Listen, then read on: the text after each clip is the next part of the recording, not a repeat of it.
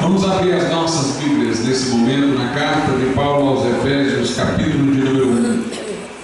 Aos Efésios 1, do 11 ao 13. Aos Efésios 1, do 11 ao 13.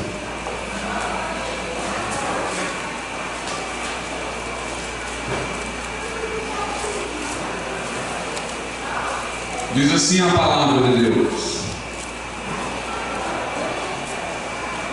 nele digo, em quem também fomos feitos herança, havendo sido predestinados, conforme o propósito daquele que faz todas as coisas, segundo o conselho da sua vontade, com o fim de sermos para louvor da sua glória, nós, os que primeiro esperamos em Cristo, em quem também vós estáis, depois que ouvistes a palavra da verdade, o evangelho da vossa salvação, e tendo nele também crido, fostes selados com o Espírito Santo da promessa. Podeis assentar.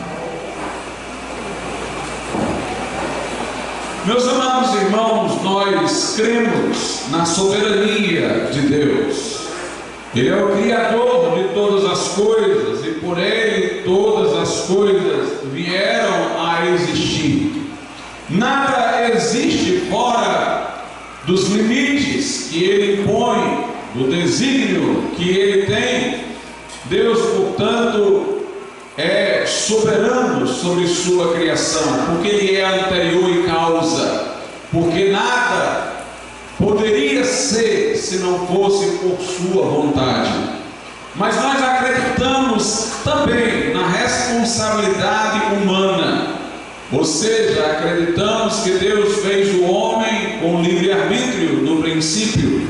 Cremos que o homem, portanto, é responsável por suas escolhas. A sua liberdade não é uma ilusão, mas ele tem uma liberdade real. Dizer isso não faz qualquer desafio à soberania de Deus, porque foi Deus quem criou o homem com liberdade, foi Deus quem dotou o homem de liberdade, foi Deus quem deu ao homem a possibilidade, inclusive, de transgredir o seu mandamento, assim como de obedecer ao mandamento.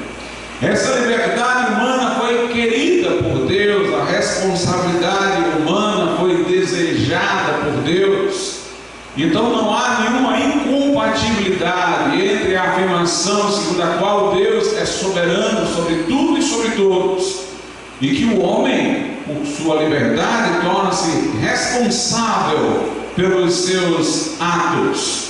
Foi Deus quem quis deste modo. Foi Deus quem fez o homem com essa excelência pela qual ele distinguiu-se dos animais, dos seres inferiores dessa criação física. Foi por isso que Deus colocou o homem como o vice-regente dessa criação, fazendo com que os animais, os vegetais, a terra, tudo aqui que por Deus foi criado, se lhe estivesse sujeito. Nós cremos que Deus governa a história. Não quer dizer que, ao governar a história, Ele não leve em conta aquilo que o homem escolhe fazer. Deus tem conhecimento de todas as coisas, tem presciência de ações humanas, e Ele ordena o seu plano, Ele ordena o seu desígnio, levando em conta as ações livres do ser humano, que Ele quis que existissem, porque nos fez dotados de liberdade. Entretanto, como disse eu, Deus tem um plano macro. Deus governa a história, e nesse seu governo da história Ele tem a previsibilidade das ações humanas, e Ele, portanto, pode exatamente saber o que fazer, como dirigir. E nós percebemos pela Bíblia que que esse plano divino, que esse governo de Deus sobre a história é pensando em possibilitar salvação aos homens.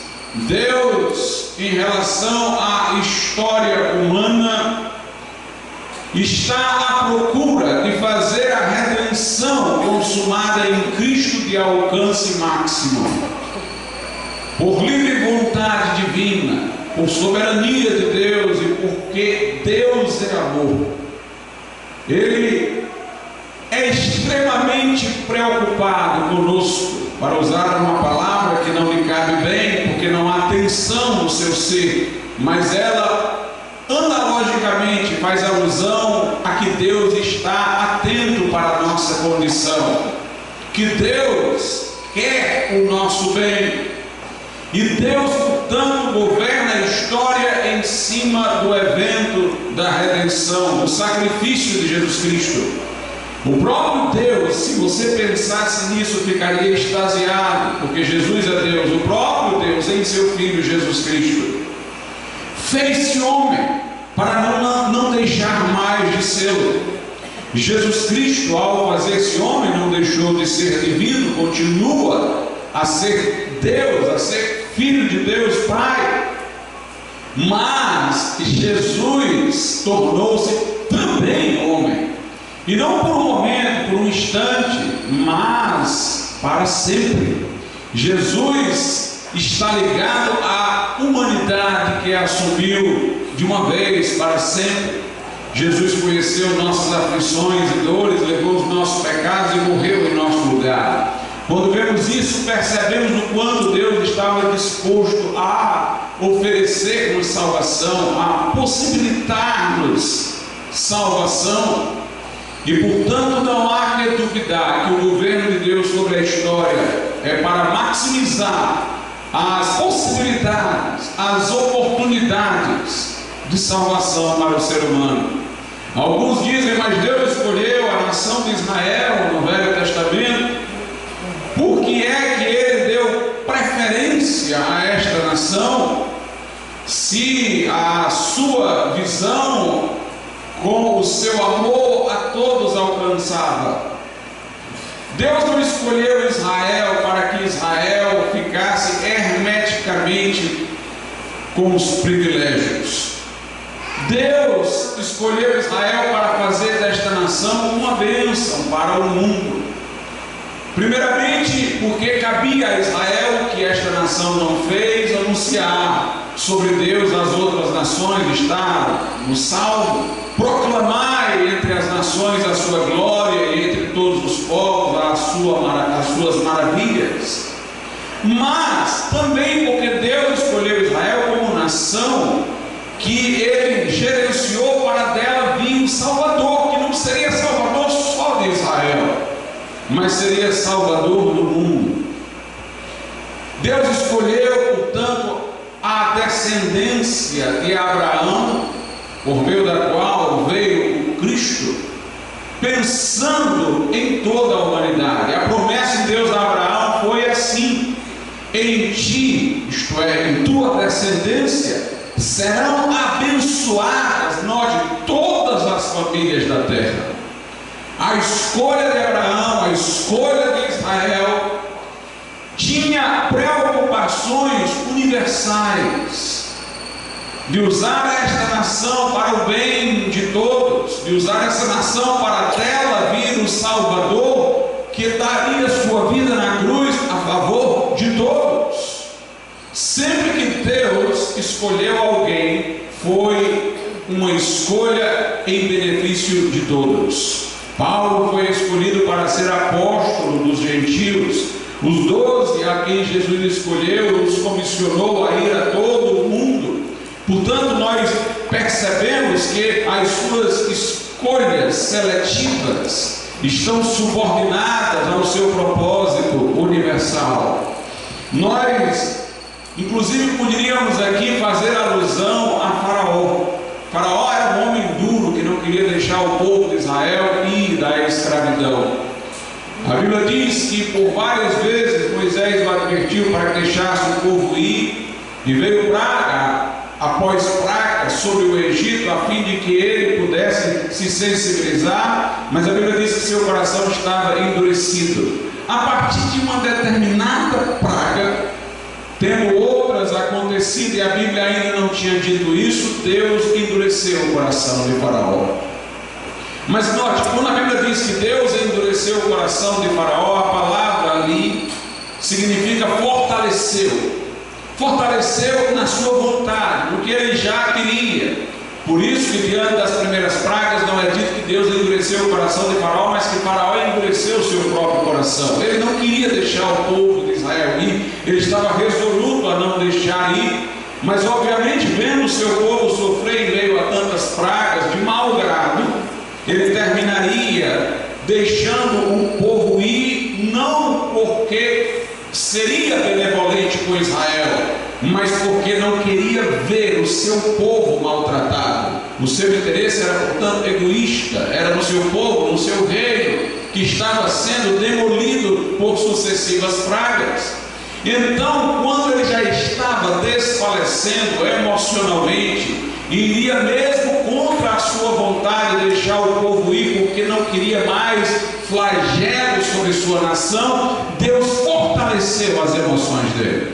Deus não mudou a vontade de Faraó. Deus não fez Faraó querer o mal, ele já queria o mal. Deus nem tocou na vontade dele para incliná-la a uma direção de não deixar o povo ir. Deus simplesmente fortaleceu-o emocionalmente. Deus deu a ele condições de suportar o que estava havendo com o seu povo, para ele perseverar naquilo que já era a sua vontade. E a Bíblia diz que Deus fez isso para que seu nome fosse conhecido em toda a terra. Note, mesmo neste caso em que Deus fortalece Faraó para perseverar numa vontade maligna, Deus estava fazendo isso para que pudesse operar mais coisas no Egito, mais sinais, de maneira que depois de tantos sinais, isso seria difundido por todo o mundo e seu nome seria proclamado a todos os povos, aumentando as chances de pessoas de outras nações conhecerem a Deus, se arrependerem e serem salvas.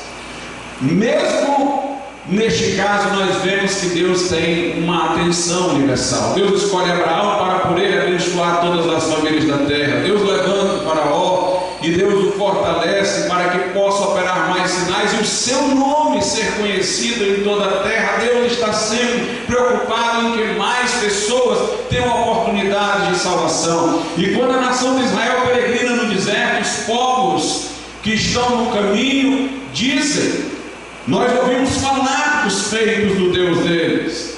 E tudo isso se deu porque houve oportunidade de o mar se abrir, houve oportunidade de tantas coisas terem acontecido no Egito. Raabe, lá em Jericó, tendo ouvido falar do que Deus fizera a favor de Israel desde o Egito, ela se une ao povo de Deus e se torna inclusive uma pessoa que consta como mulher na genealogia da qual veio o Messias. Note, ela se une ao povo de Deus, ela se converte, apesar de ser de Jericó, que cai sob o juízo de Deus, porque ela ouviu falar do que Deus fizera no Egito. Tudo que Deus fazia era buscando levar a um alcance maior a salvação que ele estava providenciando, era procurando estabelecer o seu nome conhecido em toda parte, as suas promessas conhecidas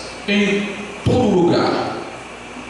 No caso de Faraó, ele foi um vaso para a desonra. No caso de Abraão, ele foi um vaso para a honra. Essa expressão, vaso para a honra, vaso para a desonra, que aparece em Romanos 9, tem a ver com o modo como estamos sendo usados por Deus. Faraó foi usado de uma maneira que possibilitou a quem queria ouvir sobre a salvação de Deus tomar conhecimento. Ele próprio não queria, então ele foi usado por Deus, Deus fortalecendo-o para continuar em sua vontade maligna. Deus, portanto, o usou de maneira que ele desonrou a si mesmo, embora serviu de benefício para outros.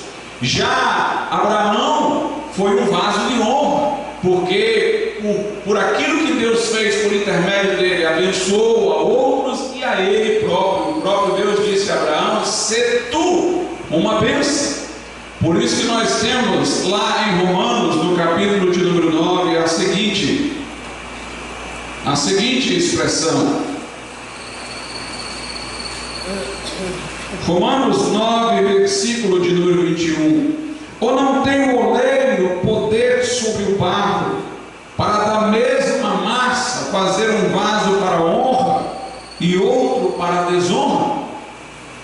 Então Deus usa aqueles que estão com uma vontade contrária à sua, como vasos de desonra, mas ainda pensando nas oportunidades dos outros, e usa aqueles que querem servi-lo voluntariamente como vasos de honra. Lá na carta de Paulo a Timóteo, Paulo diz a Timóteo: se alguém se purificar destas coisas, será um vaso de honra para Deus, preparado para toda boa obra.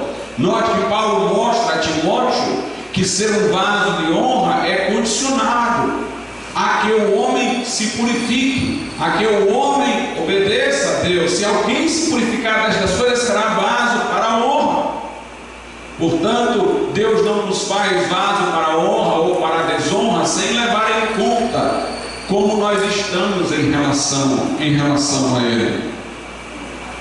Alguns têm citado equivocadamente para sugerir um determinismo, que Deus já fez uns destinados para serem perpetuamente transgressores e caminharem para o inferno, e outros para serem, em algum momento de suas vidas, irresistivelmente convertidos. Alguns têm usado Romanos 9, versículos 19 e 20. Eles dizem o seguinte: dir-me-ás então, por que se queixa ele ainda, ou seja, o homem? Porquanto quem tem resistido à sua vontade? Mas, ó homem, quem és tu, que a Deus replicas? Porventura a coisa formada dirá ao que a formou: por que me fizeste assim? Ao contrário do que alguns poderiam pensar, estes dois versículos, eles mostram que o homem pode questionar a Deus.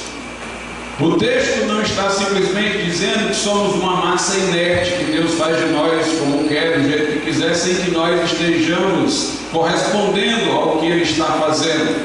Porque o texto está falando de pessoas que estão questionando a vontade de Deus. Se elas não tivessem nenhuma liberdade, pelo menos uma elas teriam, para questionar o modo como Deus as está modelando. Porque aqui se está a falar de homens que se queixam, que replicam ao modo como Deus está agindo.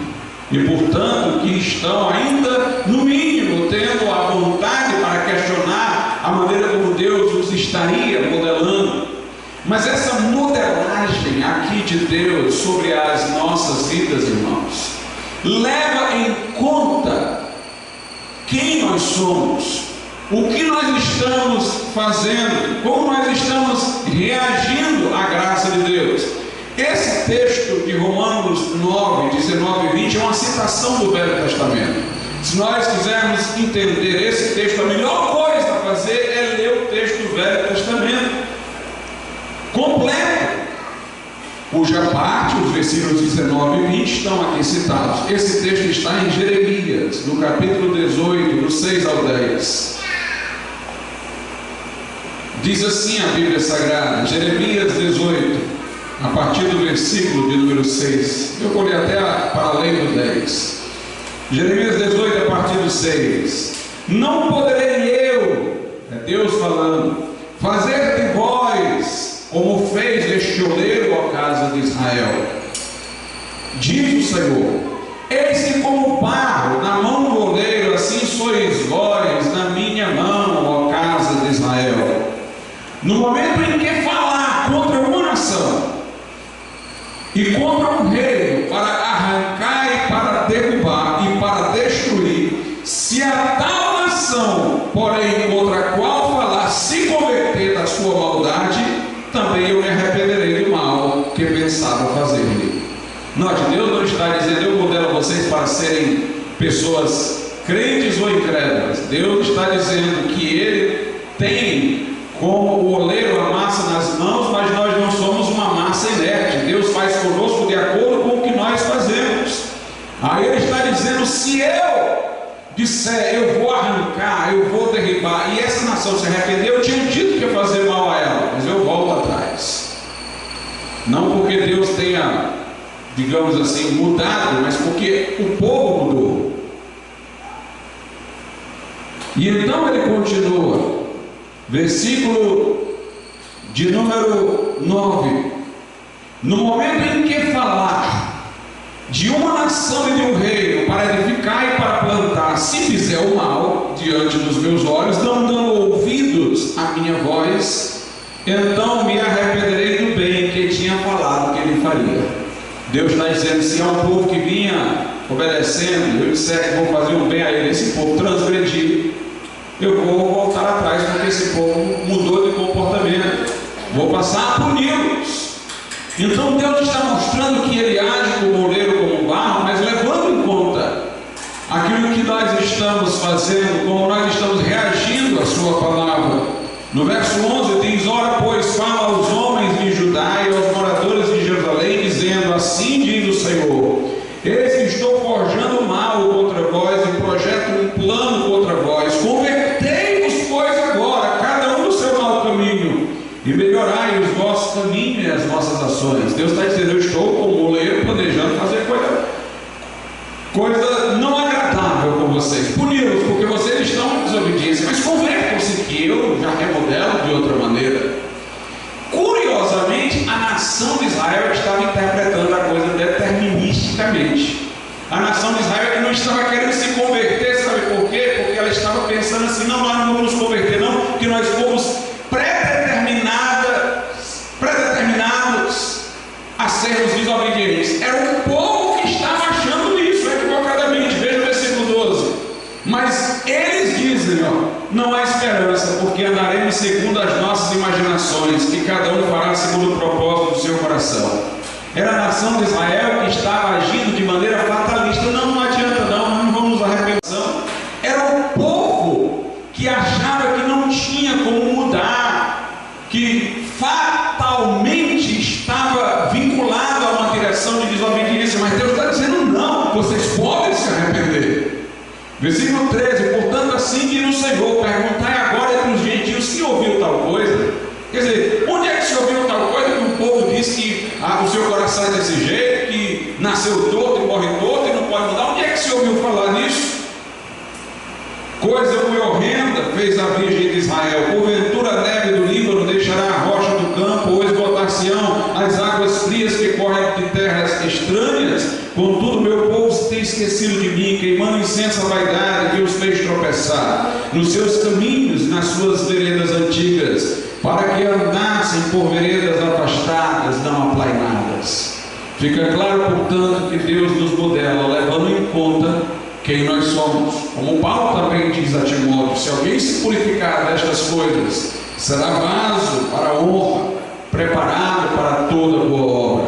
Qual é o assunto de Romanos 9? O texto que nós estamos falando, esse que lemos antes de Jeremias. Qual é o assunto de Romanos 9? É o seguinte: os judeus achavam, alguns deles, que por serem judeus estavam inevitavelmente salvos. Ou seja, eles criam um tipo de eleição incondicional. Lembra-se que João Batista disse aos seus ouvintes: não digam somos filhos de Abraão, porque até destas pedras Deus pode suscitar filhos de Abraão. Alguns diziam: nós não precisamos nos arrepender, como João Batista está aí conclamando-nos a fazer, somos filhos de Abraão. Jesus disse aos fariseus: vocês têm por pai o diabo. Os fariseus: não, nós somos filhos de Abraão. Existiam alguns que achavam que, sendo filhos de Abraão, eles já estariam simplesmente por isso salvos incondicionalmente. E eles achavam de igual modo que não haveria, alguns deles, nem todos os judeus pensavam assim, mas existiam alguns que achavam que os gentios não tinham oportunidade de salvação de maneira alguma enquanto gentios. É com esses que Paulo está lidando no capítulo de número 9. Aí Paulo vai dizer que Deus tem sim salvação para os gentios e que nem todo que é de Israel é salvo. Aí Paulo diz: olha, é só perceber, Deus escolheu Abraão, mas Abraão teve Isaac e Ismael. Todos os dois eram filhos de Abraão, mas a escolha para de Abraão vir a nação por intermédio da qual viria o Messias não se cumpriu em Ismael, se cumpriu em Isaac. Então Deus escolheu Abraão e sua descendência, mas dentre as duas descendências de Abraão, Ismael e Isaac, ele escolheu a de Isaac. Isaac teve Esaú e Jacó para cumprir a promessa de vir a nação pela qual o Messias surgiria. Deus não escolheu a linhagem de Esaú, embora ele fosse filho de Isaac, que era filho de Abraão. Deus escolheu a de Jacó. Então Deus escolheu de igual modo a nação de Israel para ser a nação por intermédio da qual viria o Messias. Mas Deus tem critérios dentro dessa escolha para escolher para a salvação. Se para a própria promessa de vir a nação Deus fez escolha dentro da escolha, ele disse que era a descendência de Abraão, mas escolheu uma descendência de Abraão e não outra. Essa descendência teve uma segunda descendência com duas ramificações. Deus escolheu uma e não escolheu a outra. Então, de igual modo, Deus compôs a nação de Israel, mas nem todo Israel está salvo. Deus escolhe dentro da nação segundo um filtro ou outro. E o filtro seria crer em Jesus. Diz aqui a Bíblia em Romanos, no capítulo de número 9, é o assunto do capítulo 9, olha aí, versículo 30. Que diremos, pois, que os gentios que não buscavam a justiça alcançaram a justiça? Sim, mas a justiça que é pela fé. Mas Israel, que buscava a lei da justiça, não chegou à lei da justiça. Por quê? Porque não foi pela fé, mas como que pelas obras da lei, pois tropeçaram na pedra de tropeço. O apóstolo Paulo está dizendo: Deus decidiu em sua soberania enviar Jesus para levar os pecados de todos e morrer na cruz sacrificialmente a favor de todos. E decidiu salvar os que, arrependidos de seus pecados, confiam não em seus méritos ou obras, mas confiam só em Jesus como Salvador. Se Deus estabeleceu que este é o caminho de salvação, Ele é o goleiro. Aquele que crê conforme Ele disser, Ele vai moldar para a vida. Aquele que não crê, Ele vai moldar para a condenação. Porque Ele é o goleiro, Ele decide as condições, como vai trabalhar com a massa, e as condições é essa. A salvação é pela fé e não por intermédio das obras. Então Paulo diz: os gentios que nem sabiam sobre a salvação, quando ouviram falar, deram crédito, confiaram em Jesus como seu Salvador, foram salvos. A nação de Israel, no sentido mais geral, porque houve judeus que se converteram, inclusive o próprio apóstolo Paulo, os primeiros discípulos, mas a nação de Israel que buscava satisfazer a justiça de Deus, não alcançou essa justiça, porque buscou da maneira errada, buscou pelas obras da lei, não se sujeitou ao modo como Deus escolheu salvar o homem, mas quis ser salvo a seu próprio modo. Então Paulo está mostrando que Deus estabelece os critérios em sua soberania, estabelecendo que a salvação era por graça mediante a fé e não por obras. Ele salvou gentios que não eram judeus, e não salvou a todos os judeus, mas salvou apenas aos judeus que creram. É isso que Paulo está tentando mostrar. Assim como para vir a nação de Israel como nação, Deus fez escolhas dentro de escolhas, escolheu Abraão, mas entre os filhos de Abraão escolheu Isaac e não Ismael, entre os filhos de Isaac escolheu Jacó e não Esaú. Deus, quando essa nação foi constituída, também escolheu dentro dela salvar somente os que creem, e salvar os que creem que não são dessa nação. Ele faz como quer, Ele é o goleiro, Ele decide o caminho da salvação. É soberano para estabelecer o modo de a pessoa ser salva. Uma coisa interessante é que Paulo diz que ele incitava os seus parentes segundo a carne, ou seja, os judeus, a emulação, contando o que Deus estava fazendo entre os gentios, buscando salvar alguns dentre os judeus. O que salvação é a competição, é a concorrência. Então Paulo dava notícia aos judeus de como Deus estava salvando os gentios que estavam crendo, que eles estavam sendo transformados, para ver se os judeus que achavam que eles eram os privilegiados pensassem: que é isso? Nós é que deveríamos ser os primeiros a chegar lá, e os gentios estão chegando na nossa frente. Paulo dizia: eu falo para os judeus para incitar a emulação, a concorrência, para ver se eles se despertam e creem no Evangelho.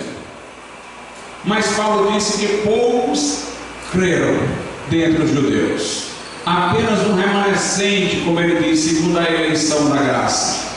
Alguns remanescentes que crendo foram eleitos pela graça de Deus para a salvação, porque a eleição é condicionada à fé.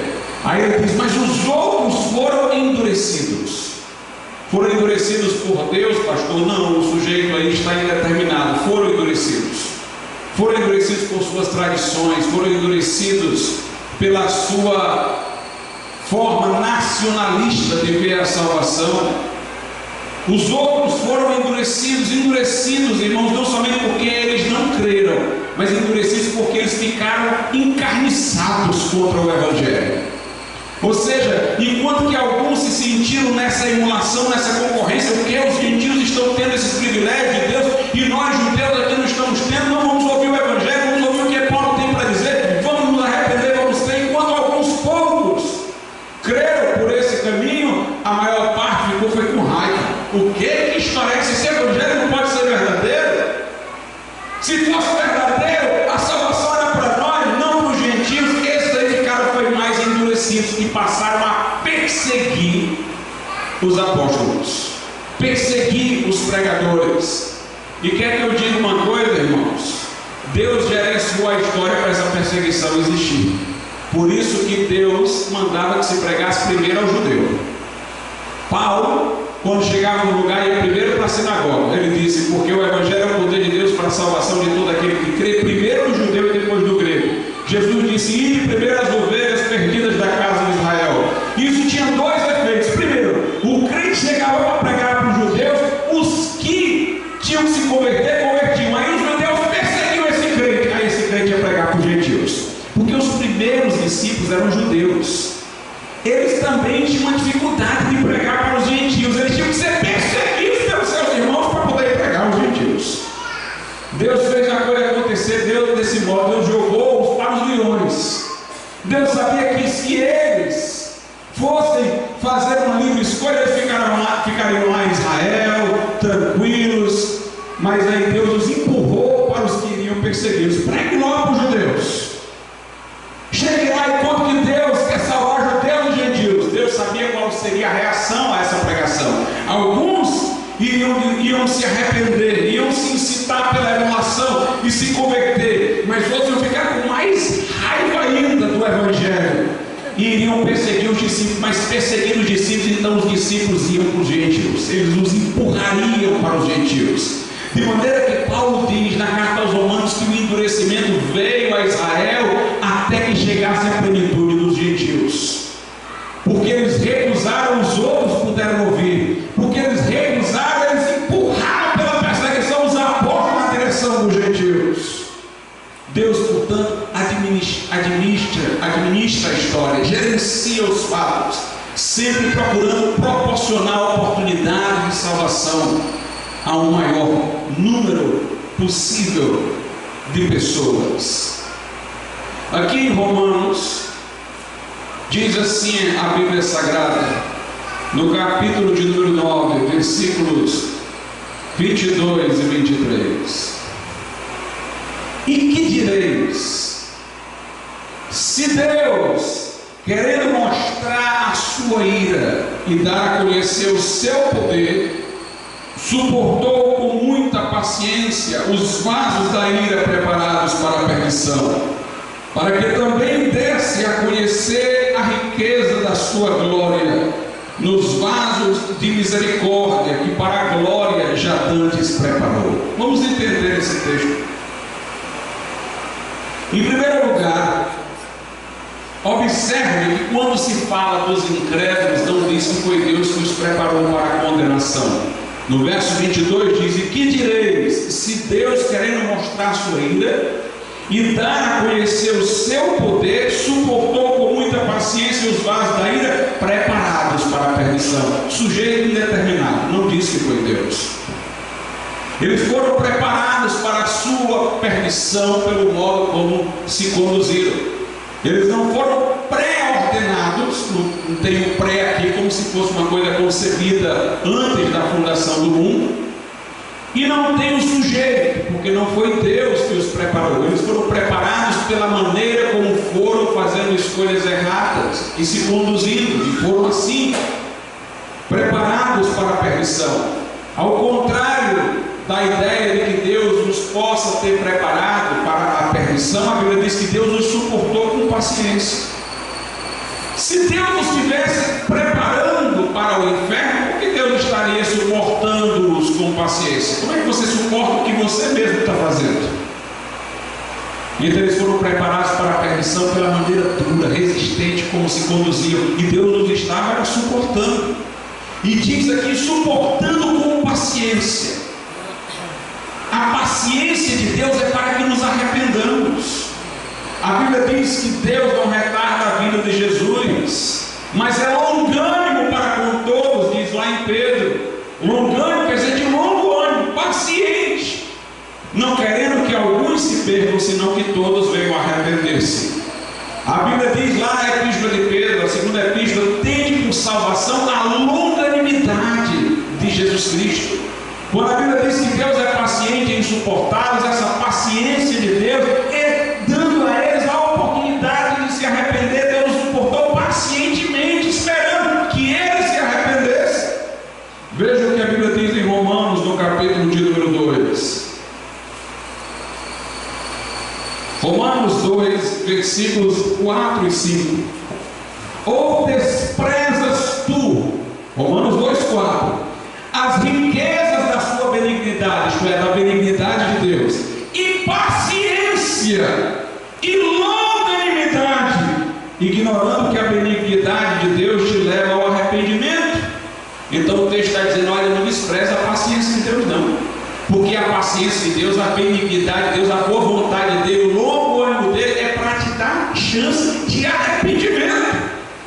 Versículo 5: mas segundo a tua dureza é tua, não é de Deus não, e teu coração impenitente entesouras ira para ti no dia da ira e da manifestação do juízo de Deus. Note como esse texto é parecido com o outro. Fala da ira, o outro fala de vasos preparados para a ira.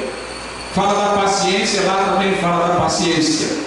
Então Deus está aqui a dizer: não despreze a benignidade de Deus, não despreze a longanimidade de Deus, não despreze a paciência de Deus, porque ela é que te pode conduzir ao arrependimento. Mas em vez de levares em conta isso, tu estás endurecendo o teu coração, fazendo-o mais impenitente, tesourando ira para o dia do juízo. O texto lá diz que Deus suportou os vasos da ira preparados para a perdição. Preparados, repito, sujeito indeterminado, não foi Deus que os preparou, foi o modo como eles se conduziram. Deus fez foi suportá-los com paciência, esperando que se arrependessem. E o texto não usa nenhuma palavra que indique algum projeto prévio, não diz previamente preparados, anteriormente preparados.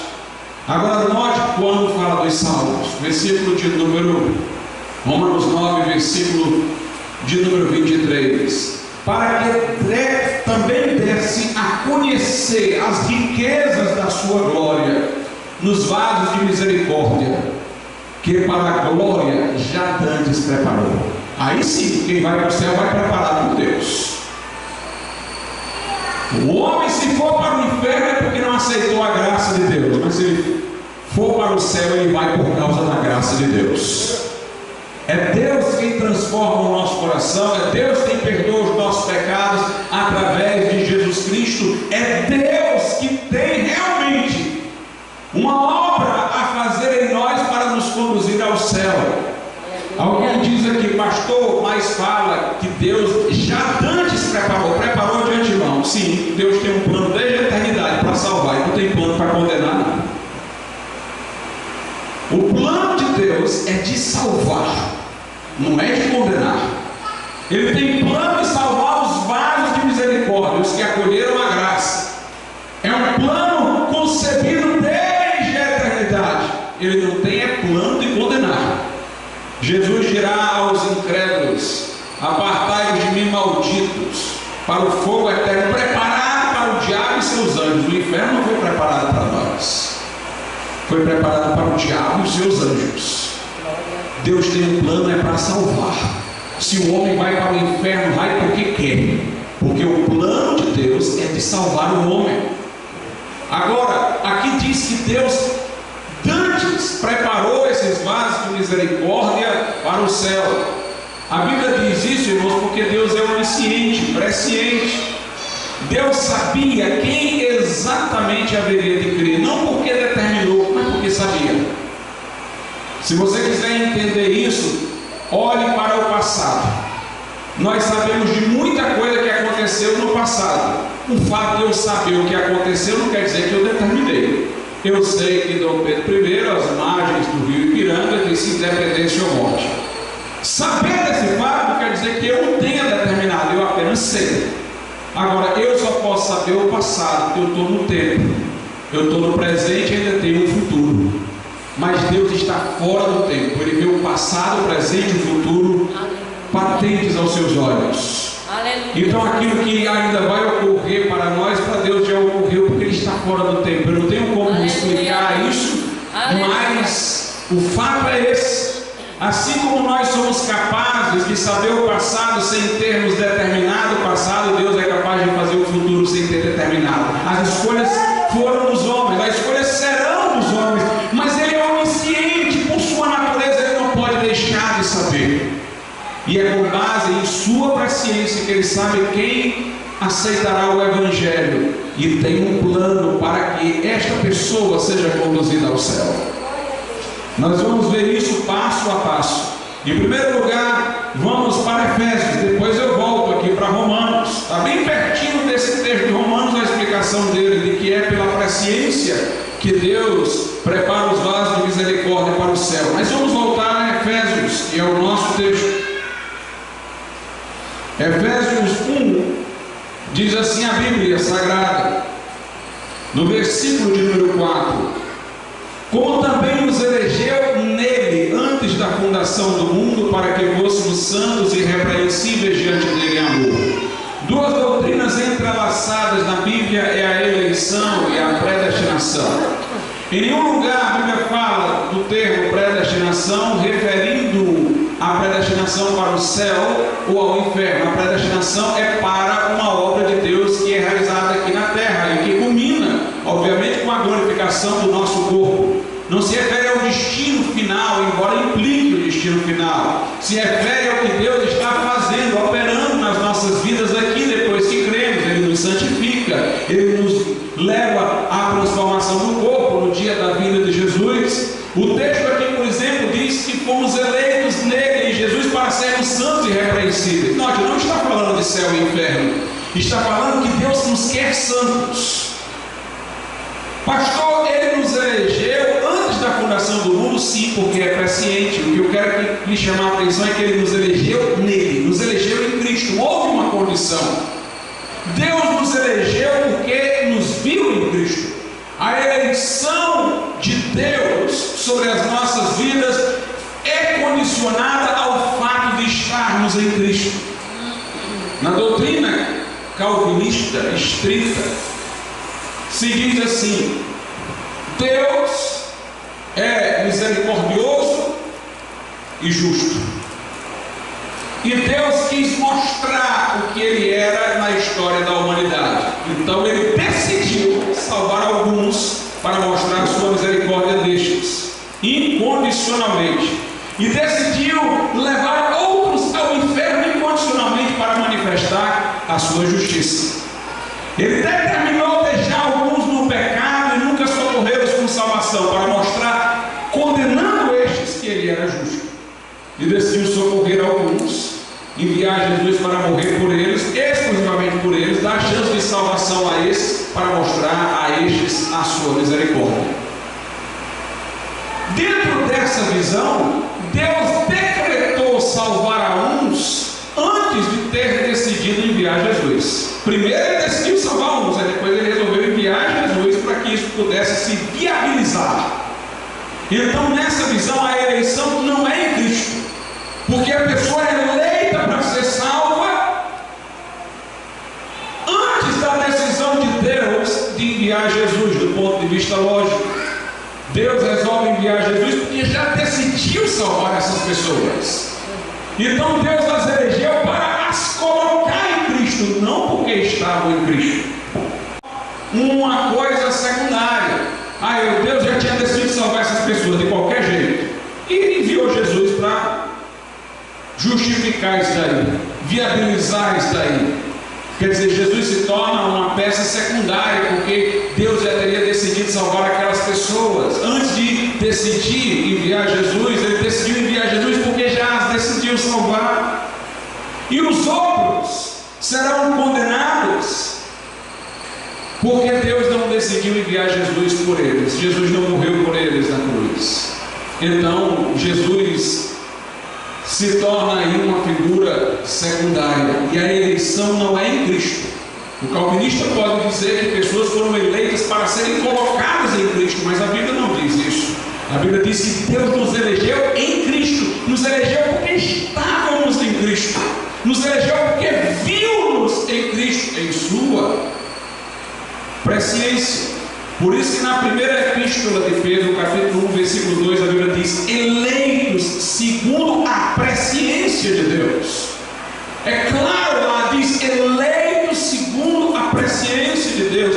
Deus, em sua presciência, nos viu em Cristo.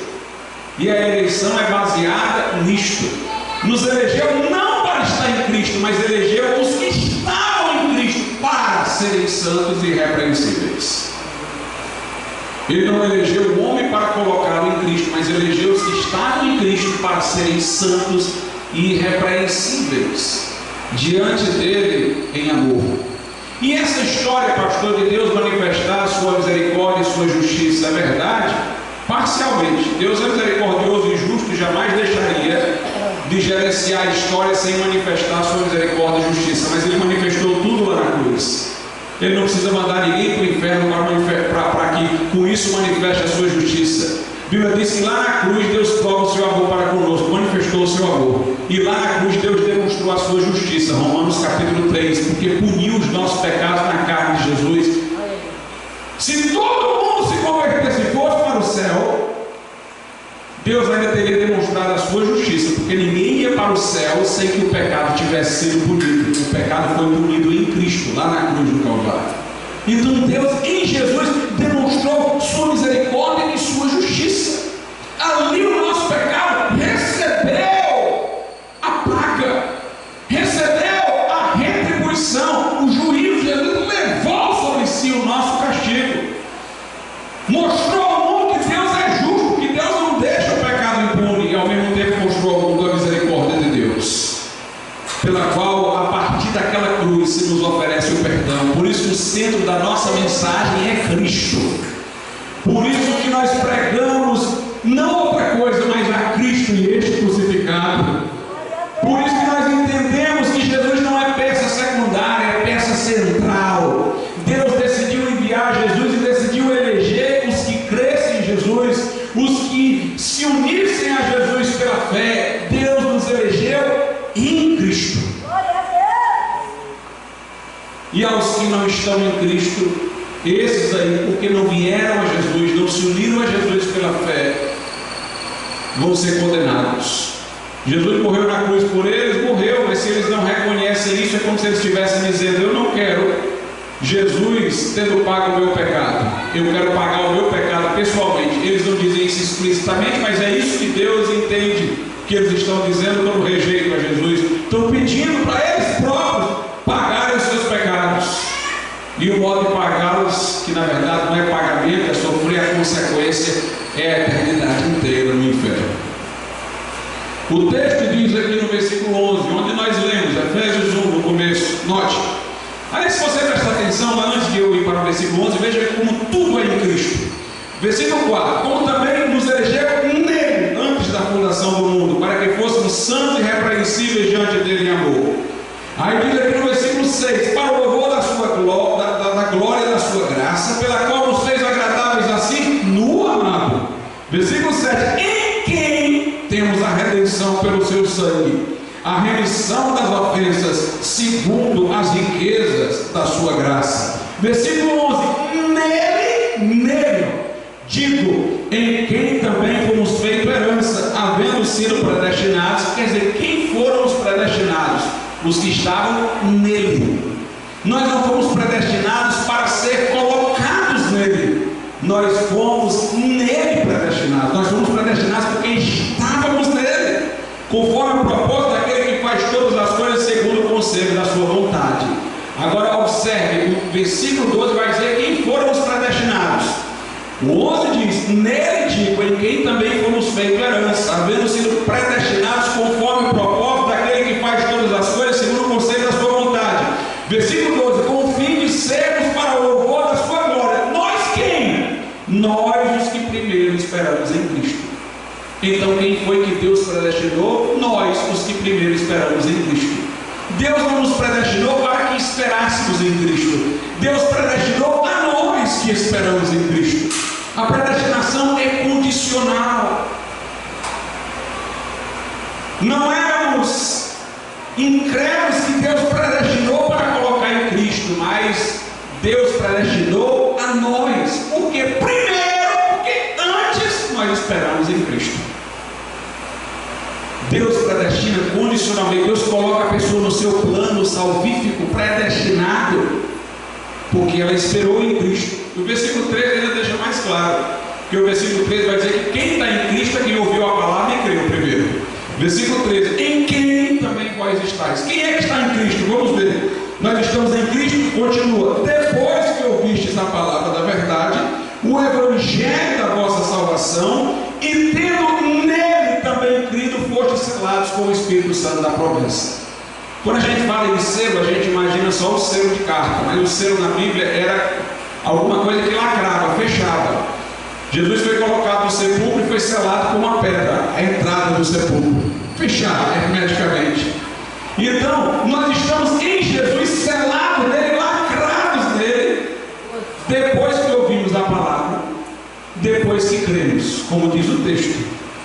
Então Deus predestinou alguém que ele viu, que ouviu a palavra, creu, passou a estar em Cristo, porque se ele predestinou em Cristo, se ele predestinou os que estavam em Cristo, então ele predestinou quem ouviu a palavra e creu. Ela é condicional. Deus não tem um plano para condenar, mas Deus tem um plano para salvar os que creem. Aleluia. Deus não tem um projeto para levar ninguém ao inferno. Quem vai para o inferno vai pelos seus próprios pés. Mas Deus tem um projeto, um plano, para que o crente nunca se perca, nunca deixe de ser crente. Como Deus é misericordioso, irmãos.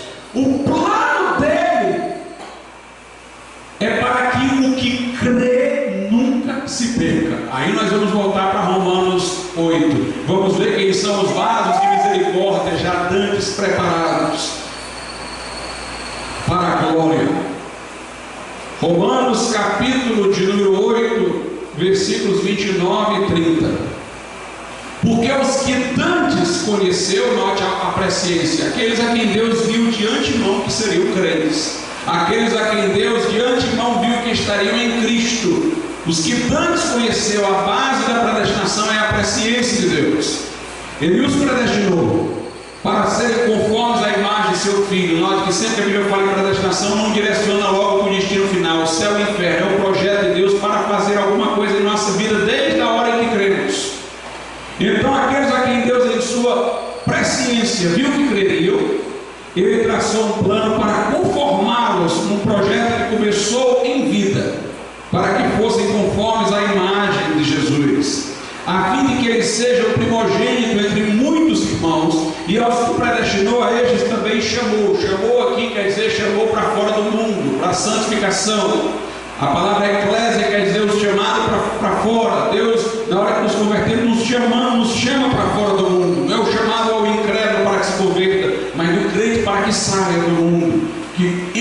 uma comunidade separada. E aos que predestinou, a estes também chamou. E aos que chamou, a estes também justificou. E aos que justificou, a estes também glorificou. Lembra-nos lá do texto que fala dos vasos da misericórdia, diz que foram preparados para a glória. E qual é a última coisa que é mencionada aqui? Glorificou. Então o plano de Deus é esse: aquele que ele viu que creria, ele planejou para, no momento em que este crê, ele separar do mundo, chamar para fora, declarar o justo e conduzi-lo num processo para ele ser conformado à imagem de Jesus, até que no final ele seja glorificado, receba um corpo imortal e glorioso. E meus irmãos, esse plano aqui de Deus, ninguém pode abolir. Essa cadeia de acontecimentos sequentes não se pode quebrar. Por isso que o tempo está no passado e não no futuro. Não diz aos que Deus predestinou, a estes justificará. Ele diz a estes justificou. Não diz a quem Deus predestinou os glorificará, mas diz os glorificou. É a mesma linguagem dos profetas do Velho Testamento. Os profetas do Velho Testamento diziam, falando de Jesus com a linguagem do passado, verdadeiramente que ele tomou sobre si. O castigo dos trabalhos estava sobre ele. Pastor, quando Isaías dizia isso sobre Jesus, não ia acontecer ainda. Por que ele usava o tempo no passado? Para dizer que para Deus já aconteceu. Quando Deus determina que vai ser assim, não tem mais como mudar. A linguagem que estava no passado, para que nós entendamos que é imodificável, como nós não podemos voltar ao passado e modificar. Pois o plano de Deus para salvar os que creem é um plano tão certo que a Bíblia usa no tempo passado. Deus já justificou, Deus já glorificou. Eu vou ser glorificado no futuro, mas para Deus eu já estou glorificado. Eu estou sendo santificado progressivamente, mas para Deus que está fora do tempo, já viu o futuro, já terminou. Ele decretou que isso ia acontecer. Deus, irmãos, age para salvar, age para sustentar o salvo, mas ele não age para fazer uma pessoa ter um coração rebelde, com o propósito sádico de levá-la ao inferno. Quem vai para o inferno vai, porque resistiu a um Deus que lhe estendeu sempre a mão. E aqui eu quero dizer uma coisa: por um lado, não parece haver uma diferença tão grande entre arminianos e calvinistas. Por isso que nós não estamos nem de um lado nem do outro, nós somos anabatistas. O arminiano acredita que o homem que é salvo por Jesus não está, como nós acreditamos, nesse plano irrevogável. Eles acreditam que o homem já crente, a mulher já crente, podem se desviar, perder a salvação e voltar a ser incrédulos. Meus irmãos, o que é que nos inquieta no calvinismo? Que diz que uma pessoa já está determinada para a salvação, não tem jeito, está determinada para o inferno, não tem jeito. O que é que nos incomoda? É que isso parece injusto. Isso não nos parece procedente de um Deus misericordioso estabelecer uma pessoa irrevogavelmente que ela vai para a condenação sem lhe socorrer, sem lhe oferecer graça, e aos outros a quem ele quer salvar, então a graça irresistível faz serem crentes de qualquer jeito, conduz ao céu. Isso não nos parece justo nem misericordioso. Mas aqueles que acreditam que um crente pode perder a sua salvação se afastando de Deus, abandonando e deixando tudo, não parece estar tão distantes desses aí. Porque a salvação também fica a depender da sorte. Quer dizer, quem aceitar Jesus e morrer na mesma hora vai para o céu direto. Se ficar vivo todo dia, é um dia em que ele poderia se perder. A salvação também fica dependendo da sorte. Então quem tem o privilégio de aceitar Jesus e morrer em seguida está em melhor situação do que quem está vivo. Aleluia, Deus. A pessoa, quem está vivo, eu tenho que dizer, cuidado, senão você perde a salvação. Mas se você morresse naquela hora, você já ia para o céu.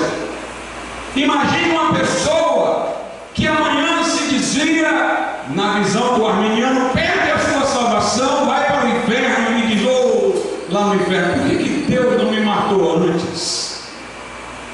Por que aquele carro não passou por cima de mim quando eu era crente? Por que os irmãos oraram para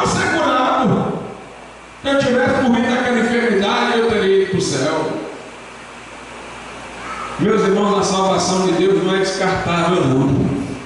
Quando Deus salva, Ele sustenta. Eu não estou dizendo que um crente pode se desviar, pecar, viver dissolutamente e vai ser levado para o céu, não. Eu estou dizendo que um crente não vai se desviar e viver dissolutamente. Ele pode tropeçar, ele pode esfriar, ele pode ter crises, mas ele volta, ele vem, ele é trazido de volta, porque ele tem um pastor que tem uma vara para bater e colocar ele de volta. E se ele morrer muito e ele não ficar no alcance da vara, o pastor ele tem um cajado para segurar o teu pescoço. Por isso que o salmista diz: a tua vara e o teu cajado me consolam, e certamente que a bondade e a misericórdia do Senhor me seguirão todos os dias da minha vida. O nosso Deus tem um plano, é de salvação, é de levar-nos para o céu. Vamos ficar de pé nesse momento.